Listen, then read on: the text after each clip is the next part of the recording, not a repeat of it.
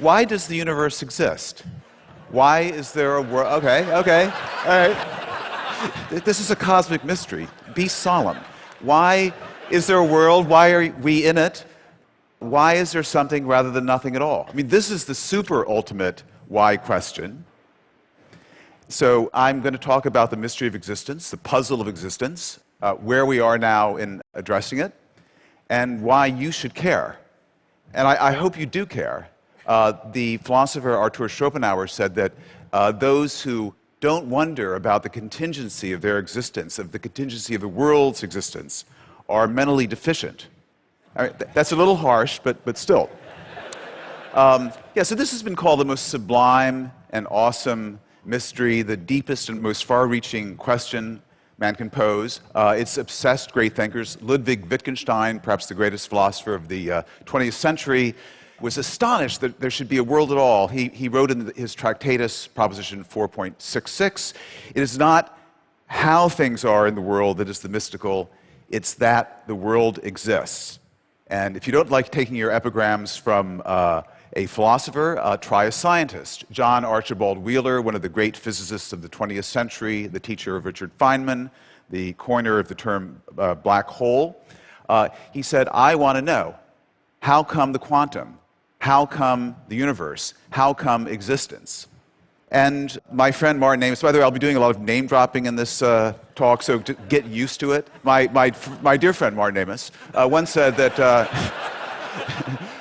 we're about 5 Einsteins away from answering the mystery of where the universe came from. And I no doubt there are 5 Einsteins in the audience tonight. Any Einsteins? Show of hands? No Einsteins? Okay. So this question, why is there something rather than nothing, this sublime question, was posed rather late in intellectual history. It was towards the end of the 17th century, the philosopher Leibniz, who asked it. Very smart guy, Leibniz, was invented the calculus independently of Isaac Newton at about the same time.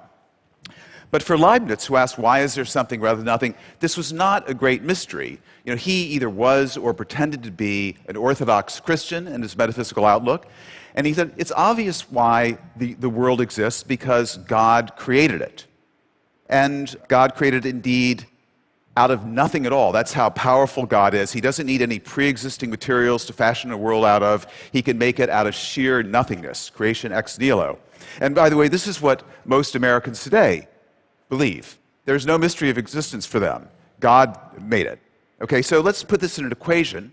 I don't have any slides, so I'm going to mime my visuals, so use your imaginations. So it's God plus nothing equals the world, okay?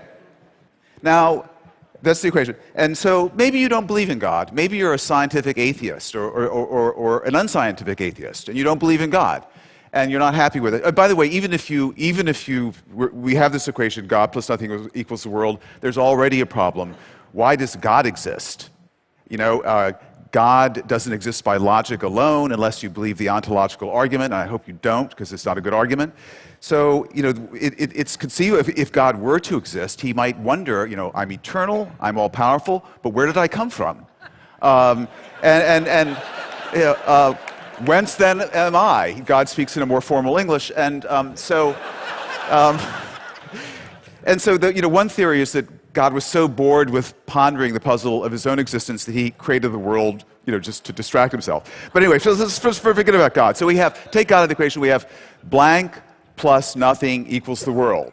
Now, if you're a Buddhist, you might want to stop right there, because essentially what you've got is nothing equals the world, and by symmetry of identity, that means the world equals nothing. Okay, and to a Buddhist, the world is just a whole lot of nothing. It's a big cosmic vacuity. And, you know, we think there's a lot of something out there, but that's because we're enslaved by our desires. If we let our desires kind of melt away, we'll see the world for what it truly is, a vacuity, nothingness, and we'll slip into this happy state of nirvana, which has been defined as having just enough life to enjoy being dead. Okay, so that's it. That's the Buddhist thing. Okay, but I'm not. I'm a Westerner, and I'm still concerned with the puzzle of existence. So I've got, say, blank plus. This is going to get serious in a minute. So blank plus nothing equals the world. What are we going to put in that blank? Well, how about science? I mean, science is our best guide to the nature of reality. And the most fundamental science is physics. That tells us what naked reality really is. That reveals what I call tau photu, the true and ultimate furniture of the universe. So maybe physics can fill this blank. And indeed, since about the late 1960s, around 1970, physicists have purported to give a purely scientific explanation of how a universe like ours could have popped into existence out of sheer nothingness, a quantum fluctuation out of the void.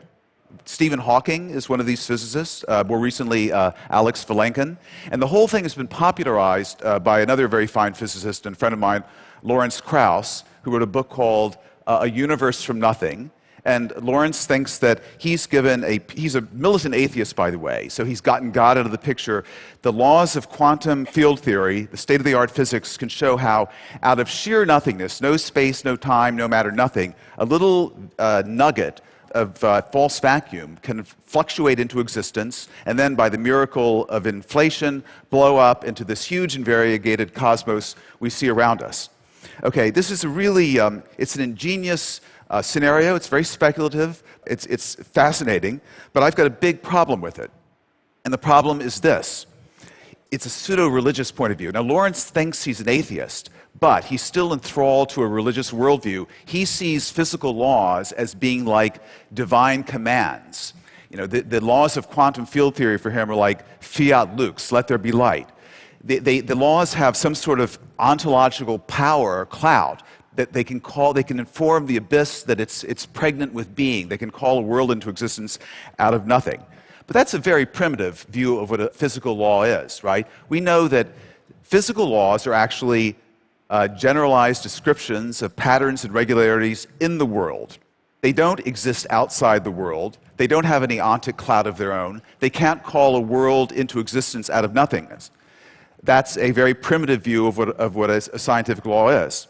And if you don't believe me on this, you listen to Stephen Hawking, who himself put forward a model of the cosmos that was self-contained, didn't require any outside cause, any creator. And after proposing this, Hawking admitted that he was still puzzled. I mean, he said, this model is just equations. What breathes fire into the equations and creates a world for them to describe? He was puzzled by this. So equations themselves can't do the magic, can't resolve the puzzle of existence. And besides, even if the laws could do that, why this set of laws? Why quantum field theory that describes a universe with a certain number of forces and particles and so forth? Why not a completely different set of laws? There are many, many mathematically consistent sets of laws. Why not no laws at all? Why not sheer nothingness? So this is a problem, believe it or not, that reflective physicists really think a lot about. And at this point, they tend to go metaphysical. Say, well, maybe the set of laws that describe our universe, it's just one set of laws, and it describes one part of reality, but maybe every consistent set of laws describes another part of reality. And in fact, all possible physical worlds really exist. They're all out there. We just see a little tiny part of reality that's described by the laws of quantum field theory, but there are many, many other worlds, parts of reality that are described by vastly different theories that are different from ours in ways we can't imagine, that are, inconceivably exotic. Steven Weinberg, the father of the standard model of particle physics, has actually flirted with this idea himself, that all possible realities actually exist. Also, a younger physicist, Max Tegmark, who believes that all mathematical structures exist, and mathematical existence is the same thing as physical existence, so we have this vastly rich multiverse that encompasses every logical possibility. Now, in taking this metaphysical way out, these physicists and also philosophers are actually reaching back to a very old idea that goes back to Plato. It's the principle of plenitude or fecundity, or the great chain of being, that reality is actually as full as possible. It's as far removed from nothingness as it could possibly be. So we have these two extremes now. We have sheer nothingness on one side, and we have this vision of a reality that encompasses every conceivable world at the other extreme, the fullest possible reality, nothingness, the simplest possible reality. Now, what's in between these two extremes? there are all kinds of intermediate realities that include some things and leave out others. So one of these intermediate realities is, say, the most elegant, the most mathematically elegant reality that leaves out the inelegant bits, the ugly asymmetries and so forth. Now, there's some physicists who will tell you that we're actually living in the most elegant reality. I think that Brian Greene is in the audience, and he has written a book called The Elegant Universe. He claims that the universe we live in mathematically is very elegant. Don't believe him. It's an ugly, no, it's a pious hope. I wish it were true, but I think the other day he admitted to me it's really an ugly universe. It's stupidly constructed. It's got way too many arbitrary coupling constants and mass ratios and superfluous families of elementary particles. And what the hell is dark energy? It's a real, it's a stick and bubblegum contraption. It's not an elegant universe. And then there's the best of all possible worlds in an ethical sense. Now, you should get settled now, because a world in which sentient beings don't suffer needlessly, in which there aren't things like childhood cancer or the Holocaust. This is an ethical conception. And anyway, so between nothingness and the fullest possible reality, various special realities. Nothingness is special, it's the simplest. Then there's the most elegant possible reality, that's special. The fullest possible reality, that's special. But what are we leaving out here? There's also just the crummy, generic realities that aren't special in any way, that are sort of random. They're infinitely removed from nothingness, but they fall infinitely short of complete fullness. They're a mixture of chaos and order, of mathematical elegance and ugliness. So I would describe these realities as an infinite, mediocre, incomplete mess, a generic reality, a kind of cosmic junk shot. And these realities, is there a deity in any of these realities? Maybe, but the deity isn't perfect like the Judeo-Christian deity. The deity isn't all good and all powerful. It might be instead 100% malevolent, but only 80% effective, which pretty much describes the world we see around us, I think. So I would like to propose that the resolution to the mystery of existence is that the reality we exist in is one of these generic realities. Now, reality has to turn out some way. It can either turn out to be nothing or everything or something in between. So if it has some special feature, like being really elegant or really full or really simple, like nothingness, that would require an explanation. But if it's just one of these random generic realities, there's no further explanation for it. And indeed, I would say that's the reality we live in. That's what science is telling us. That's what, at the beginning of the week, we got the exciting information that the theory of inflation, which predicts a big, infinite, kind of messy, arbitrary, pointless reality. It's like a big, frothing champagne coming out of a bottle endlessly, a vast universe, mostly a wasteland with little pockets of charm and order and peace. This has been confirmed, this inflationary scenario, by the observations made by radio telescopes in Antarctica that looked at the signature of the gravitational waves from just before the Big Bang. I'm sure you all know about this. So anyway, I think there's some evidence that this really is the reality that we're stuck with. Now, why should you care? Well, the question, why does the world exist? That's the cosmic question. It sort of rhymes with a more intimate question. Why do I exist? Why do you exist? Our existence is really, it would seem to be amazingly improbable, because there's an enormous number of genetically possible humans. If you can compute it by looking at the number of genes and the number of alleles and so forth, and it's a back-of-the-envelope calculation will tell you there are about 10 to the 10,000th possible humans genetically. That's between a Google and a Googleplex. So, and the number of actual humans that have existed is an infinite, 100 billion, maybe 50 billion, an infinitesimal fraction. So all of us, we've won this amazing cosmic lottery. We're here.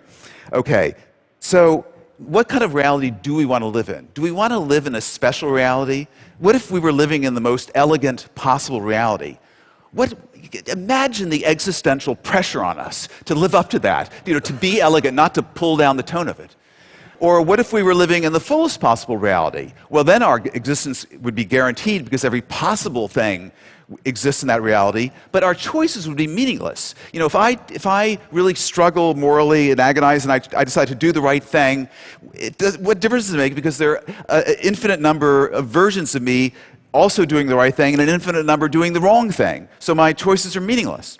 So we don't want to live in that special reality. And as for the special reality of nothingness, I mean, we wouldn't be having this conversation. So I think living in a generic reality that's mediocre, you know, there are nasty bits and nice bits, and we can make the nice bits bigger and the nasty bits smaller, and that gives us a kind of purpose in life. You know, the universe is absurd, but we can still construct a purpose, and that's a pretty good one.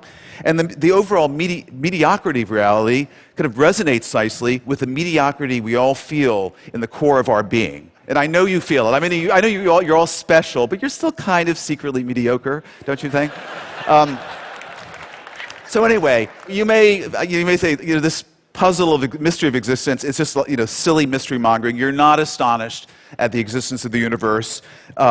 You're in good company. You know, Bertrand Russell said, you know, I should say the universe is just there, and that's all. You know, it's just a brute fact. And my professor at Columbia, Sidney Morgenbesser, a great philosophical wag, when I said to him, you know, Professor Morgenbesser, why is there something rather than nothing? And he said, oh, even if there was nothing, you still wouldn't be satisfied. So, yeah. So, okay. So you're not astonished. You know, I don't care. But I will tell you, I will tell you something to conclude that I guarantee you will astonish you, because it's astonished all of the brilliant, wonderful people I've met at this TED conference when I've told them. And it's this: never in my life have I had a cell phone. Thank you.